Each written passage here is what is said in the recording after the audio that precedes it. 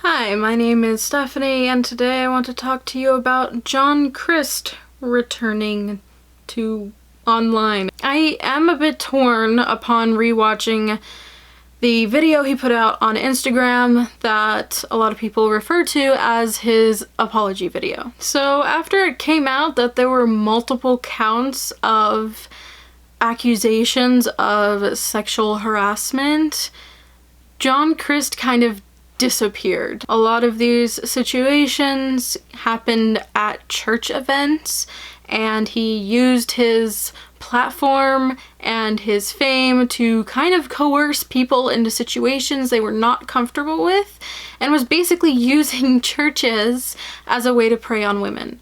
Now, there are some things where people were talking about that he was stringing multiple women along. Honestly, don't know that I honestly care that much about it. That part, yeah, it's sleazy, but it's not something that would make me upset enough to sit and talk to you guys like I did previously when I first mentioned him on my channel. What I do care about are the people who he would give tickets to and basically hold the fact that he was giving them tickets over their head to ask them explicit things for sexual favors in return for those things, to make them feel like they had to because he was giving them something.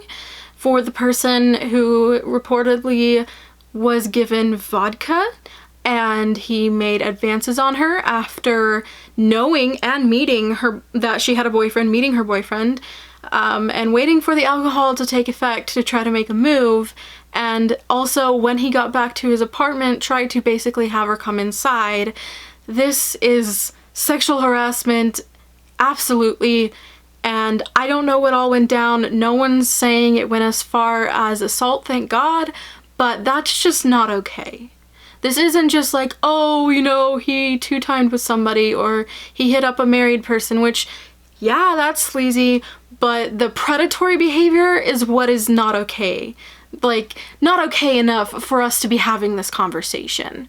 So basically, in response, he put out kind of a PR apology kind of thing, disappeared for, I guess, 8 months, according to the way that he is talking in his video, and has now resurfaced with his video, and then has just basically been pumping out content since then. Honestly, I don't know that the most part of my anger is even with him specifically. I think I'm more angry at the Christian community and how they responded to this. What I don't understand is the same people that wanted to say that Lauren Daigle was a child of Satan for going on the Ellen show and not preaching to everybody.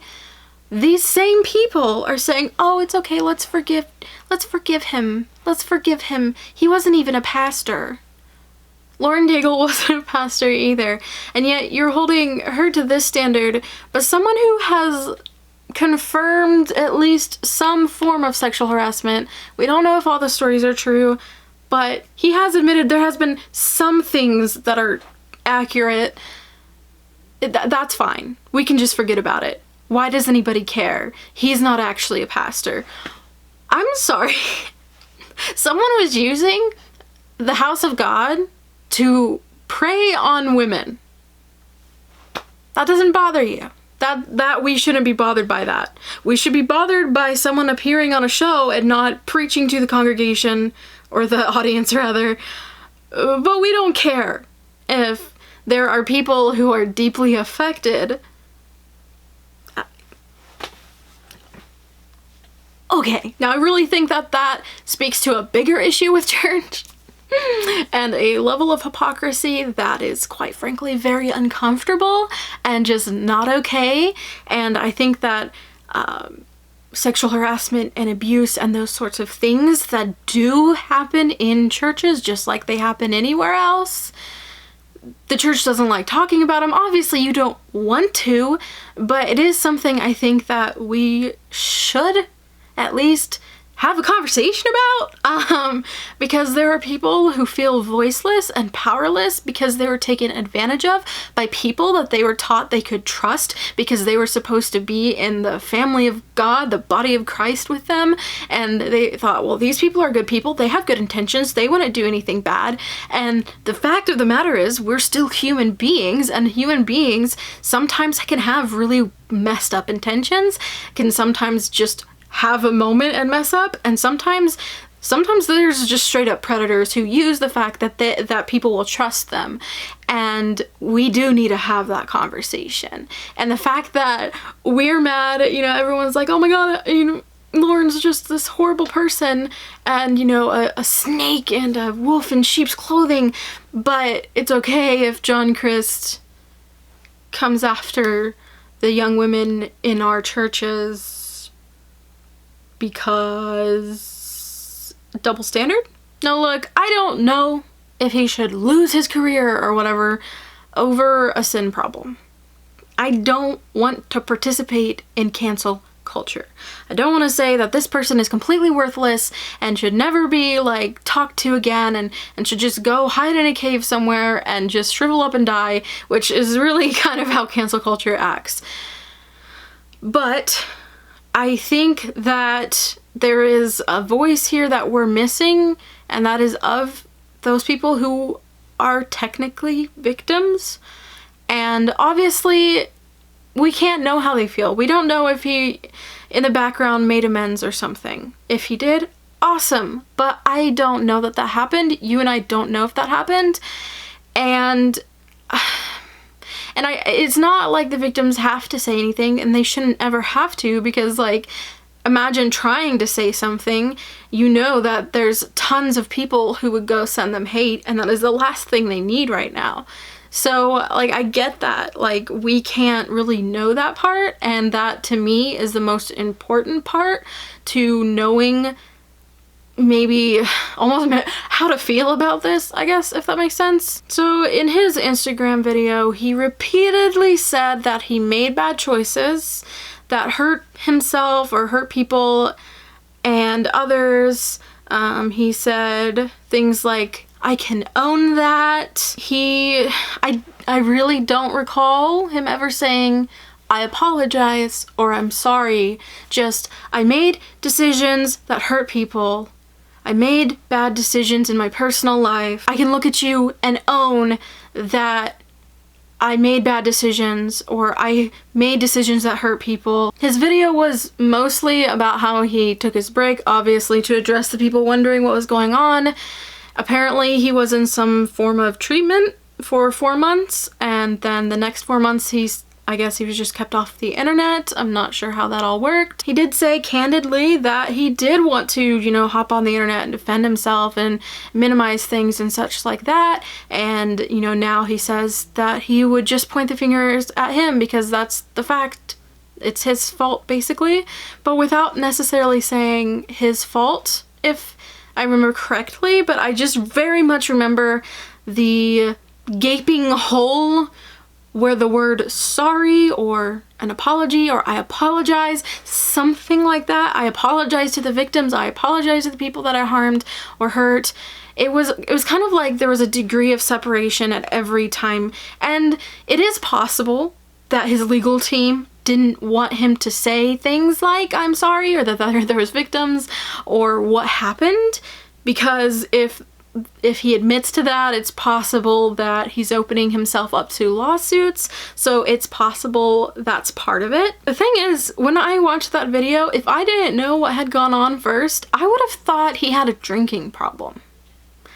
The way that he was talking about decisions in his personal life that hurt himself and others, that stuff came out that was embarrassing to him, and he had to focus on his mental health, had to go to a treatment center, etc. I would have thought he had a drug or alcohol problem if I did not know the situation.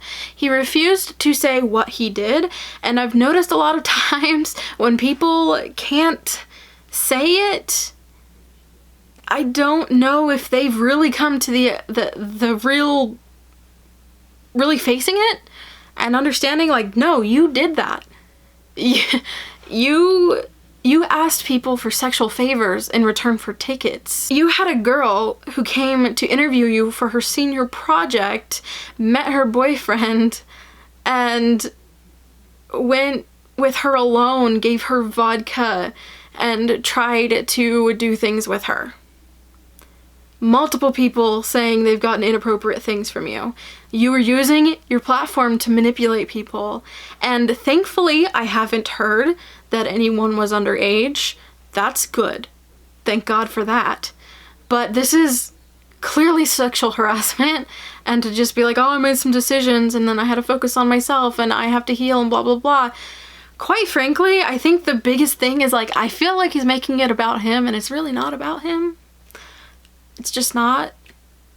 Like, I get that to his fans it is, right? He was like talking about, thank you for your support. I was getting all these letters of support and I'm so happy, I thought people would judge me and look down on me, but everyone was just being so supportive and blah blah blah. But like, but where is I did something really freaking messed up, and there are two people who reportedly say they have an extremely difficult time with their relationship with Christ, don't even identify as Christians anymore because of what I did. You affected someone's salvation. This isn't about you. I think that's like what makes me the most upset, is like, it was like, oh, my mental health and I focused on that and blah blah blah, I took a break, blah blah blah. It wasn't that you just did something in your personal life that just affected you and maybe your family because you did some stupid stuff that the news wanted to talk about or whatever, like, hey, that person was seen drunk or something. No. Like, it just frustrates me. And for legal reasons on my end, these are the stories that came out in the article that came out. And while they do say that there's substantial amount of proof to back up those stories, obviously, allegedly, those things happened, but he did admit that some things happened and some things didn't, which is not really helpful in knowing what did happen. And I feel like if you're going to like own it and say, I can look at you and own it, then own it. Tell us what did happen. And again, maybe his legal team is like, dude, do not say a word. You're not allowed to do that or they're gonna come sue you because you admitted guilt. That could be a thing. But part of me is like, you can't say, I'm looking at you and I'm owning this, when you just said, I don't know, some stuff happened, some stuff didn't. Because when you say it like that, it's like, oh, maybe I got a little too flirty with texting, but all the big things that were very clear and disgusting moments of manipulation and sexual harassment, those weren't true. You realize like how big of a some stuff happened, some stuff didn't is? That's just,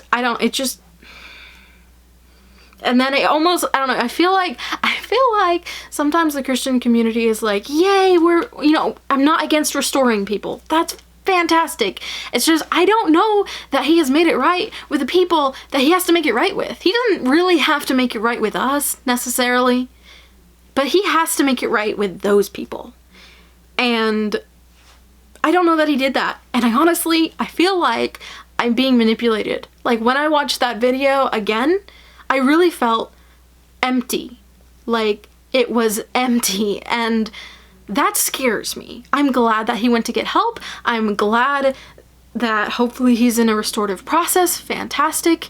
I hope he never does things like this again. I hope that he finds himself someone he can commit to and he doesn't have to prey on women in churches.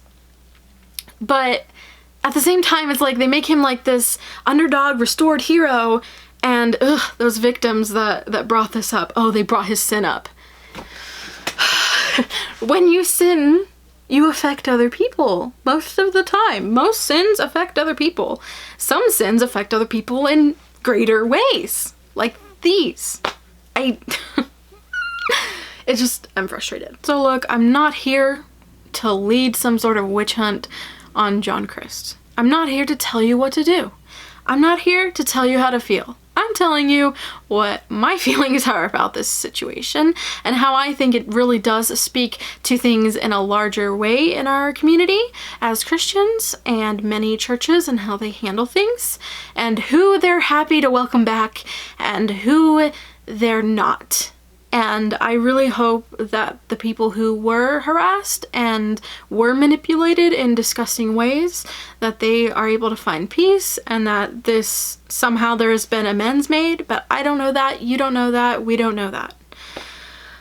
I guess part of me is kind of irritated because it feels like he was trying to say like, oh, I've been taking a break for 8 months, and I'm pretty sure the second 4 months he was just pumping out content, but whatever. I mean, technically, I guess that's not bad. It's just like, it feels like he's saying things to make you feel a certain way, but the facts don't really match, in my opinion, but I don't know. So for me, it left a bad taste in my mouth, and I don't, like, I enjoyed haha funny Christian comedy that just like says it as it is, but I don't like it. And maybe you're a person who can separate that. Maybe you can separate the funny jokes and the comedy from the person and what they do with their life. A lot of people are capable of that. In a lot of situations, you're gonna have to do that.